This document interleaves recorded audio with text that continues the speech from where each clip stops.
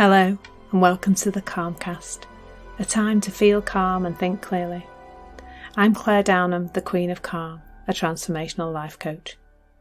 I was a burnt out head teacher who finally made the journey to calm after years of trying, and I want to prevent you from having to do the same. The Calmcast is a series of short explorations, gently guiding you back to your natural state, which is calm and clarity. Just listen like you would listen to music, with an open mind and curiosity. There's nothing else to do. Now let's relax into today's episode. So today I'm going to share a little metaphor for the rules of life. There are some things in life that work with rules, and it's pretty much unavoidable to live your life outside of those rules. It's unavoidable to live your life with those rules. There are some things that are just true all the time. And one of those things is gravity. So I want you to imagine for a moment that you didn't understand gravity. Or you maybe know somebody who doesn't understand gravity. Imagine what that life would be like. So if you didn't understand gravity, you would be, you'd have a lot of sweeping up to do and a lot of cleaning up to do. And you'd have to make sure you wore shoes in the house all the time, wouldn't you, to avoid cutting your feet on the broken things that were all over the floor. You might, over time, when you realise you actually got sick and tired of sweeping up all the time, you might eventually start to pad out your house.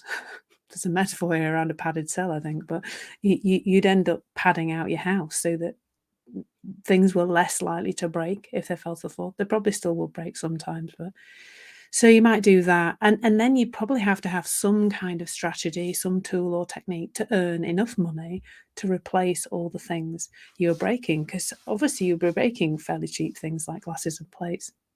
But you also might be breaking phones and televisions and goodness knows what else, laptops. I guess you'd be dropping those to the floor too. So you would need a strategy for that as well. If you imagine the life of that person, busy is an understatement, isn't it? Like, that person would probably be very overwhelmed. They would be quite stressed, I think. And this whole mess they were in would be on their mind a lot of the time. So they would be busy in the physical world, but I think they would be psychologically very busy too, because they would have all this tidying up to do and all this cleaning up to do. And maybe just pausing for a moment now and considering whether it feels like your life's a bit like that too, but not so much with the things you're dropping and breaking on the floor, but with your psychological well-being. So back to the gravity, let's just imagine that I come along and I say, oh, by the way, there's a rule here. There's a rule that every time you let something go, it will fall to the ground. Now, it might take quite a few conversations, and it might take me demonstrating it and showing you how that worked, and maybe sharing some science with you and the backstory and how it was discovered perhaps. And I would also probably share my personal experience with gravity. How I'd learned about it and how I had uncovered the truth about how things operate physically in the world. And over time, you would gradually start to see it. Now, the process would not be just suddenly seeing it, although it might be. You might suddenly see it. It would probably be more likely that you would gradually see it over time. So you might start to put things down a bit closer to the surface and not let them go from high up. But some days you would remember and some days you would forget. And I would encourage you not to beat yourself up when you do forget, because you're just human and you're learning something new. And it's funny, as I share this metaphor, there's a remembering here that this is exactly the process that small children go through. starting very young when they don't understand gravity and working up through their own experimentation more than anything, actually. And I would encourage that in you. I would encourage you to experiment to see whether what I'm saying works all the time. You might see it in other people before you see it in yourself. It kind of works that way. Over time, you would develop a deep embodied understanding of gravity. That's what you actually have, to be fair. That's what you learn from being a child, dropping things, throwing things, breaking things, getting into bother for throwing things and dropping things and breaking things. Over time, we've all got a deep embodied understanding of gravity in adulthood, which is why we're not generally walking around in broken things and having to pad our houses out. That's something that we've managed to learn almost without knowing we were learning it. The problem is with our psychological well-being that we've been pointed in the wrong direction for a really long time.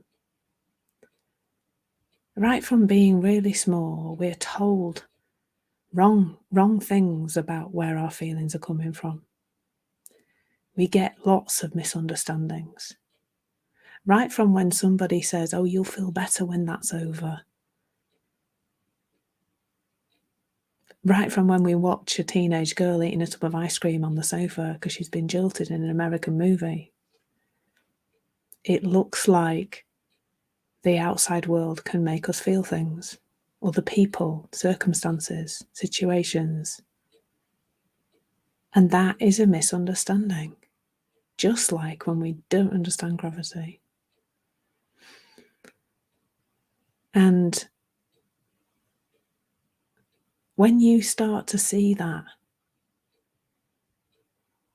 truth, the truth about where your feelings coming from, that they come from a completely different place than where you might think at the moment, that we feel what we think in the moment, that's all we ever feel, 100% of the time. It's a rule like gravity. It is not changeable. It is not different in you as it is in me. It's not different in Joe Bloggs down the street and Brenda Smith the other way. It just is all the time. Now, unlike our learning of gravity as children, there's nothing getting in the way of us learning gravity, is there? You just learn it because it's just happening all the time, and nobody's going around saying gravity's wrong. You need to do the padding of the house, and you need to sweep up after yourself, and then more. Nobody's going around saying that. But there are people going around telling you that you're broken, telling you that you need fixing, telling you things that are just not true about psychology. Now, that is a problem if you are continually being pointed in that direction and continually being pointed towards what's wrong with you, how that all came from the past, how the outside world is creating your problems. You must change your job or change your relationship or change something else to feel okay.